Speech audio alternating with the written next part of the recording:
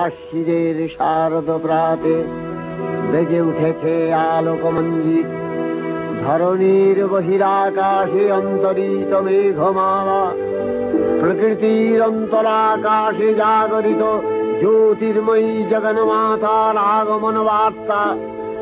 আনন্দময়ী মহামায়ার পদধ্বনি অসীম ছন্দে বেজে উঠে রূপলোক ও রসলোকে আনে নবভাব মাধুরীর সঞ্জীবন। তাই আনন্দিতা শ্যামলী মাতৃকার চিন্ময়ীকে মৃন্ময়ীতে আবাহন। আজ চিৎশক্তি রূপিণী বিশ্বজননীর শারদশ্রী বিমণ্ডিতা প্রতিমা মন্দিরে মন্দিরে